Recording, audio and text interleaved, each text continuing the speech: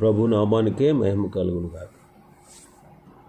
కూడి వచ్చిన మీ అందరికీ కర్మిల ఆత్మీయ సహవాస సంఘ విశ్వాసులందరికీ మన ప్రభువును ఆయన ప్రియ కుమారుడునైన యేసుక్రీస్తు వారి శ్రేష్ఠ నామములో శుభములు మరియు అందరికీ వందనాలు. యోబు గ్రంథం 16వ అధ్యాయాన్ని మనం ధ్యానం చేసుకుందాం. యోబు గ్రంథం 16వ అధ్యాయం. ఇందులో ముఖ్య అంశం ఏంటంటే, దేవుడే నన్ను శిక్షించుచున్నాడని యోబు చెబుతూ ఉన్నాడు. దేవుడే నన్ను శిక్షించుచున్నాడని యోబు చెప్పుట మనం చూస్తున్నాం. మొదటి 5 వచనాల్లో యోబు తన 3 స్నేహితుల్ని గద్దిస్తూ ఉన్నాడు.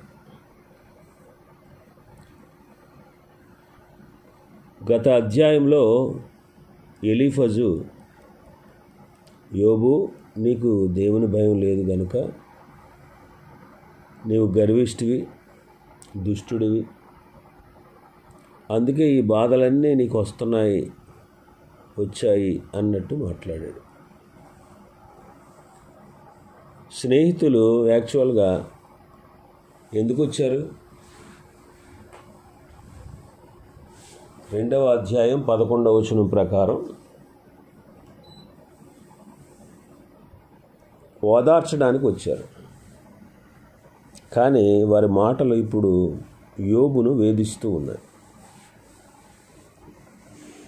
యోబు మాటలు గాలి మాటలని ఎలీఫజ్ అంటున్నాడు, బిల్దదు కూడా గతంలో అన్నాడు. ఇప్పుడు యోబు వారికి జవాబిస్తున్నాడు. 2వ వచనంలో చూస్తాం, ఇట్టి మాటలు అనేకములు నేను విని ఉన్నాను. మీరందరూ కూడా బాధకే కర్తలు కానీ ఆదరణకు కర్తలు కాదు అంటున్నాడు. యోబు పాపి అని, పాపాన్ని బట్టే ఈ శ్రమ వచ్చిందని ఇంతకుముందు ఎన్నోసార్లు మీరు మాట్లాడారు. అదే సంగతి మరలా మాట్లాడుతూనే ఉన్నారు. ఇలా మాట్లాడడం వల్ల ఏమీ ప్రయోజనం లేదు అంటాడు. 3వ వచనంలో, ఈ గాలి మాటలు ముగిసిపోయినా నీకేమి బాధ కలుగుడు చేత నాకు ఉత్తరం ఇచ్చుచున్నావు అంటాడు.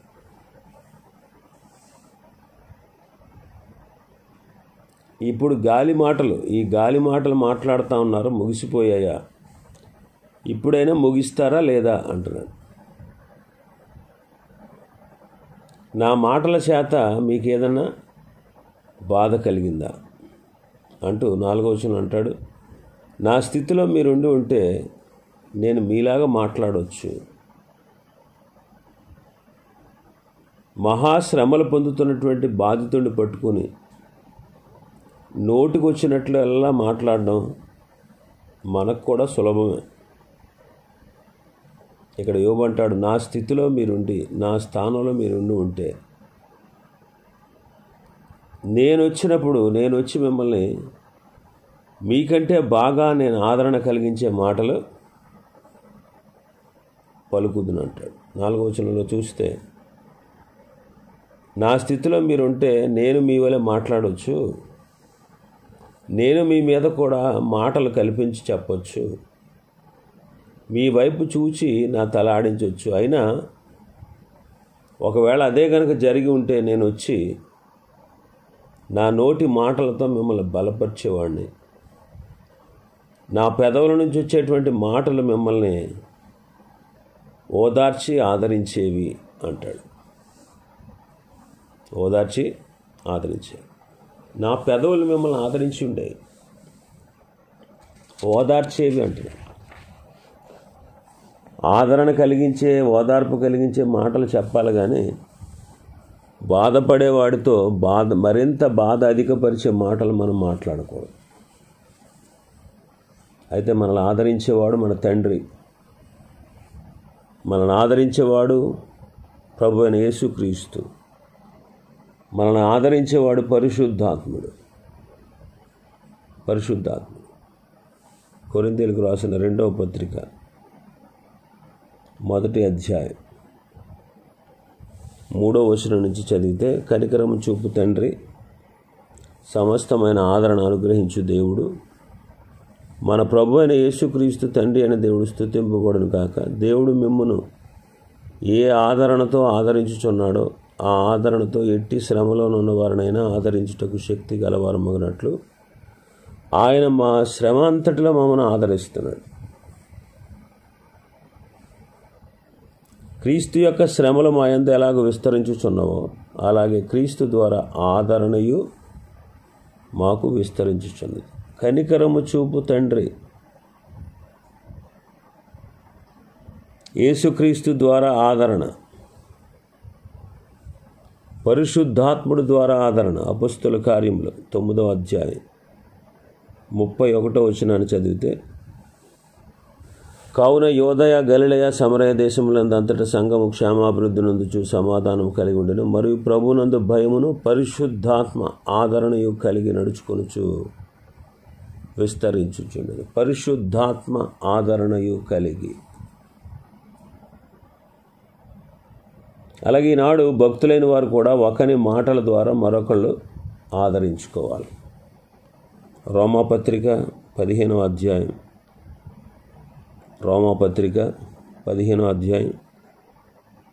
4వ వచనం చదివితే, దేవుని వాక్యం మనల్ని ఆదరిస్తుంది. ఎలాగనగా ఓర్పు వలనను లేఖనం వలన ఆదరణ వలన మనకు నిరీక్షణ కలుగుటకై అంటాడు. తెస్సలోనికీయులకు రాసిన మొదటి పత్రిక 4:18లో, కాబట్టి మీరు ఈ మాటల చేత ఒకరినొకరు ఆదరించుకోండి అంటాడు. కాబట్టి మనం తోటి విశ్వాసులను ఆదరించే మంచి మాటలు మనం నేర్చుకోవాలి. ఎలీఫజు, బెల్దదు, జోఫరు వీళ్ళ ప్రభువుని ఎరిగిన వారు కాదు, విశ్వాసులు కాదు. కాబట్టి వాళ్ళకి ఆదరించడం తెలియట్లేదు. ఇంకా మన భాగంలోకి వస్తే 6వ అధ్యాయం 6వ వచనం నుంచి 14వ వచనం వరకు మనం చదివితే, యోబు గ్రంథం 16వ అధ్యాయంలో తనకు శ్రమ కలిగించింది దేవుడే అని యోబు దేవునితోనూ ఇతరులతోనూ మాట్లాడుతున్నాడు. నేను మాట్లాడినా నా దుఃఖం చల్లారదు, నేను ఊరకున్నా నా బాధ తగ్గదు, నాకు ఉపశమనం కలగదు అంటాడు. ఆ రోజు నేను మాట్లాడినా మౌనంగా ఉన్నా ఒకటే, నా కష్టాలు తప్పవు.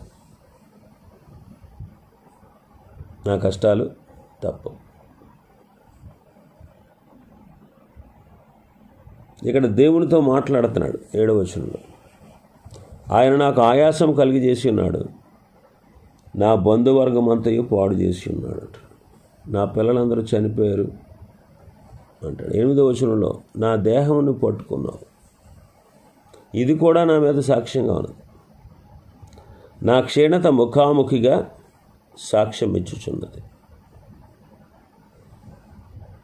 నా క్షీణత కనబడతా ఉంది, నేను క్షీణించిపోయాను అని యోబు వాపోతున్నాడు.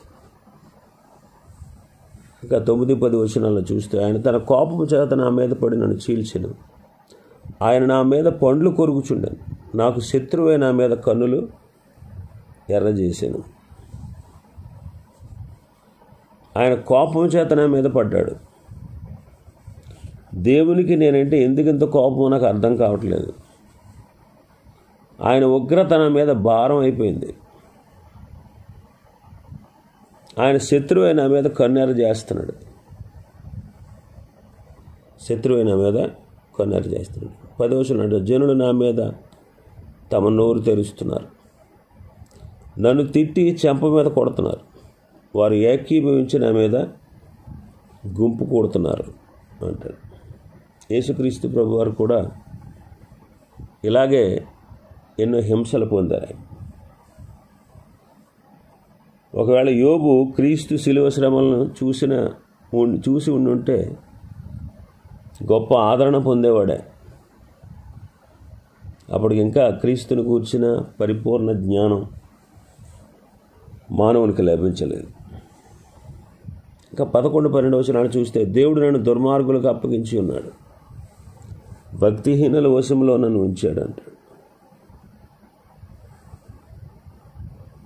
నేను నెమ్మదిగా ఉన్నప్పుడు ఆయన నన్ను ముక్క చెక్కలుగా చేశాడంట.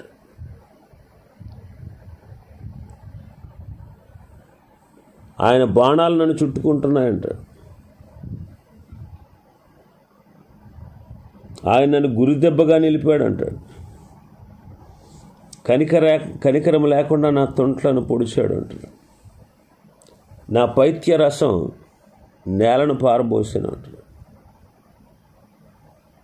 నేను నొప్పులు భరించలేకుండా ఉన్నాను, నాలో పైత్య రసపు తిత్తి పగిలి వాంతి రూపంలో బయటకు వస్తుందంట. శత్రువు ఇంటికి కన్నం వేసినట్టు నా శరీరం మీద లూటీలు పడ్డాయి అంటాడు. 14 వచనం. అంటే యోబు యొక్క బాధ వర్ణనాతీతం. తన శరీరంలో కలిగినటువంటి బాధ, తన కుటుంబంలో కలిగిన వేదన, వీటన్నిటి గురించి చెప్పరాని బాధతో యోబు బాధపడతా ఉంది. ఇంకా 15 వచనం నుంచి 17 వచనం వరకు మనం చూస్తే, నా చర్మం మీద నేను గోనెపట్ట కూర్చుకుంటుని అంటాడు. ఈ పాట అపారమైన శోకాన్ని, వేదనను తెలియజేస్తుంది. నా కొమ్ము ధూళితో మురికి చేసావు అంటాడు. అంటే యోబు బూడిదలో ఏడుస్తూ కూర్చున్నాడు. ఇవన్నీ గొప్ప విచారానికి గుర్తు.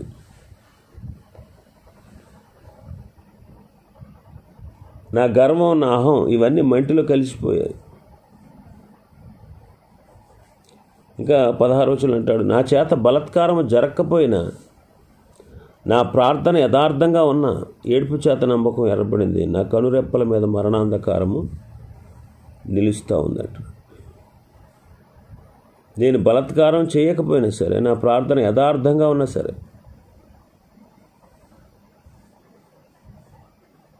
యోబు యథార్థవంతుడే అని దేవుడే సాక్ష్యం ఇచ్చాడు. ఆయన ఏడుపు చేత అతని ముఖం ఎర్రబడింది, అతని కనురెప్పల మీద మరణాంధకారం నిలుస్తూ ఉంది. 17 వచనంలో మనం చూస్తే, ఏడుపు చేత ముఖం ఎర్రబడింది, మృత్యువు నేడు అతని కంటి రెప్పల మీద పడింది, చావు అతనికి ఆసన్నమైంది. అతని ప్రార్థన యథార్థంగా ఉన్న ఈ యాతనలో తప్పట్లేదు. నా చేతులతో నేను ఏ దౌర్జన్యం చేయలేదంటాడు. నా ప్రార్థనలు పవిత్రమైనవి, నేనేం వేషధారిని కాదు, యథార్థంగా నమ్మకంగా ఉన్నాను అని యోబు చెబుతూ ఉన్నాడు. 18వ వచనం నుంచి చూస్తే, తనకు న్యాయం జరగాలని దేవుని ప్రార్థిస్తూ ఉన్నాడు. యోబు విరిగి నలిగిన హృదయంతో ఉన్నాడు. మన ప్రభువైన యేసుక్రీస్తు వారిని చూస్తే ఆయన మహావేదన చెందాడు. మహావేదన చెందిన ఆయన బోధల్లో చెప్పింది ఏంటంటే, దుఃఖపడేవారు ధన్యులు, వారు ఓదార్చబడతారని చెప్పి. ఇక్కడ 18వ వచనంలో చూస్తే యోబు అంటాడు, భూమి నా రక్తమును కప్పివేయకు, నా మొర్రకు విరామము కలుగకుండును గాక అంటాడు. అంటే జరుగుతున్నటువంటి అన్యాయాన్ని, భూమి దాచిపెట్టొద్దు అంటున్నాడు. ఆదికాండం 4వ అధ్యాయం 10వ వచనంలో హత్యకు గురైనటువంటి హేబేలు అనే నిర్దోషితో తాను పోల్చుకుంటున్నాడు. నిరపరాధి యొక్క రక్తం భూమి మీద ఒలికించబడినప్పుడు న్యాయం కోసం అది ఆక్రందన చేస్తుంది. న్యాయం చేకూరే వరకు ఆ రక్తపు డాగ్ అలాగే ఉంటుంది. న్యాయం సిద్ధించినప్పుడు భూమి ఆ రక్తాన్ని సిద్ధింపచేస్తాడు. ఇంకా 19వ వచనంలో మనం చూస్తే, ఇప్పుడు నాకు సాక్షి అయిన వాడు పరలోకంలో ఉన్నాడు, నా పక్షంగా సాక్ష్యం పలుకువాడు పరమందు ఉన్నాడు అంటున్నాడు. దేవుడే నాకు సాక్షి, ఆయనే నాకు న్యాయం తీరుస్తాడని చెప్తున్నాడు. దేవుడు తన పట్ల అన్యాయంగా వ్యవహరించి తన శత్రువు అయ్యాడనే ఆవేదనలో, నిరాశలో యోబు ఉన్నాడు. కానీ ఇలాంటి క్షణాల్లో కూడా దేవునిపై అతనుకున్న నమ్మకం అతను విడిచిపెట్టలేదు. అతని హృదయంలో నుంచి అది తిరిగి ప్రకాశిస్తూ ఉంది. దేవుడే యోబుకి సాక్షిగా వస్తే ఆయన అతనికి శత్రువు కాదన్నమాట. ఇక్కడ చూడండి, యోబు యొక్క ఆలోచనలు స్పష్టంగా లేవు. తనకు సంభవించినటువంటి భయంకరమైన అయోమయ స్థితి వల్ల అతని మాటలు స్థిరంగా లేవు. ఒకసారి ఒకలాగా ఆలోచన చేస్తే మరొకసారి మరొకలాగా ఆలోచన చేస్తున్నాడు. దేవుడు అక్కడే న్యాయవంతుడిని తెలుసు. అయితే తనకు జరిగిన దాన్ని చూస్తే అంతా అతనికి విరుద్ధంగా జరుగుతుంది. ఆఖరిగా మనం చూస్తే యోబు పక్షంగా వాదించింది దేవుడే అని 42వ అధ్యాయంలోకి వస్తే మనకు తెలుస్తుంది. యోబు మనసులో ఉన్నది కూడా ఇదే కావచ్చు. దేవుడే నాకు సాక్షి, ఆయనే నాకు న్యాయం తీరుస్తాడు, నా నీతిని ప్రచురపరుస్తాడు, నా పక్షంగా న్యాయం పలికేవాడు పరలోకమందు ఉన్నాడు అంటాడు. ఈనాడు కూడా మనకు కూడా న్యాయం తీర్చేవాడు మన ప్రభువైన యేసుక్రీస్తు. ఆయన పరలోకమందు మన కొరకు సాక్షిగా ఉన్నాడు. ఇప్పుడు మన కొరకు దేవుని సముఖమందు కనబడుటకు ఆయన పరలోకంలో దేవుని సముఖమునకు ప్రవేశించాడు. మన కొరకు ఆయన విజ్ఞాపన చేస్తున్నాడు.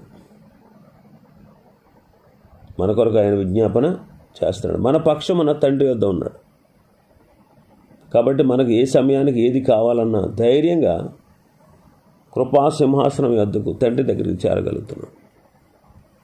హెబ్రీ పత్రికలు అంటాడు 9వ అధ్యాయం 24వ వచనం మనం చూస్తే, అందువలన నిజమైన పరిశుద్ధ స్థలమును పోలి హస్తకృతమైన పరిశుద్ధ స్థలములలో క్రీస్తు ప్రవేశింపలేదు, కానీ ఇప్పుడు మన కొరకు దేవుని సముఖమందు కనపడుటకు పరలోకమందు ప్రవేశించాను. 7వ అధ్యాయం 25వ వచనంలో చూస్తే, ఈయన తన ద్వారా దేవుని యొద్దకు వచ్చి వారి పక్షమును విజ్ఞాపనం చేయుటకు నిరంతరము జీవించుచున్నాడు గనుక వారిని సంపూర్ణముగా రక్షించుటకు శక్తిమంతుడై ఉన్నాడు అంటాడు. 4వ అధ్యాయం 16వ వచనం చూస్తే, గనుక మనము కనికరింపబడి సమయోచితమైన సహాయం కొరకు కృప పొందినట్లు ధైర్యముతో కృపాసనం యొద్దకు చేరదాము అంటాడు.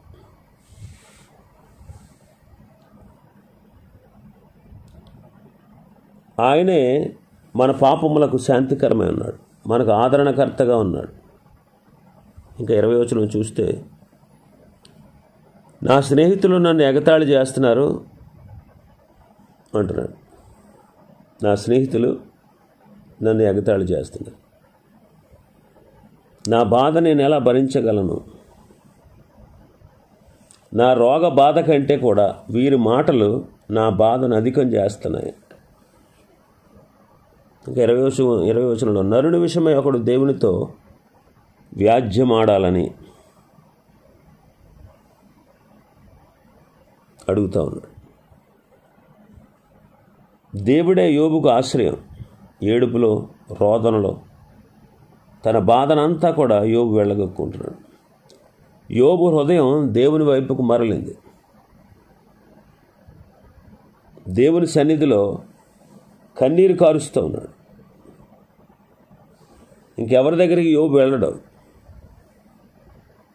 ఆయనను చంపినా సరే నేను ఆయన కొరకు కనిపెట్టుకుని ఉంటానంటాడు యోబు 13వ అధ్యాయంలో. దేవుని దగ్గర నరుడి పక్షంగా మాట్లాడేవాడు ఎవరైనా ఉంటే ఎంత బాగుండును, విజ్ఞాపన చేసే ఒకడుంటే ఎంత మేలు అంటున్నాడు.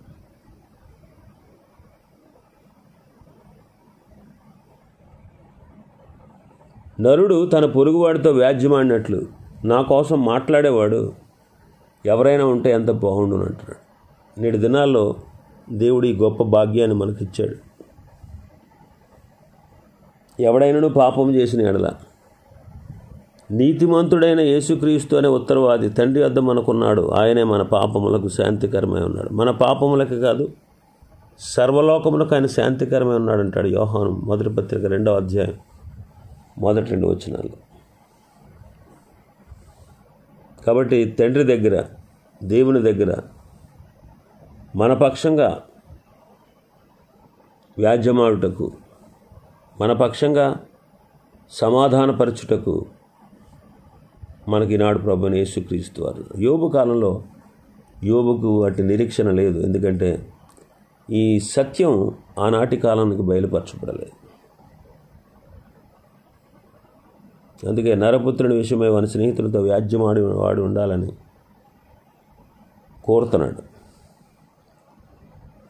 అందుకే యోబు దేవుని తట్టు దృష్టి ఉంచి కన్నీళ్లు ప్రవాహంగా విడుస్తున్నాడంట.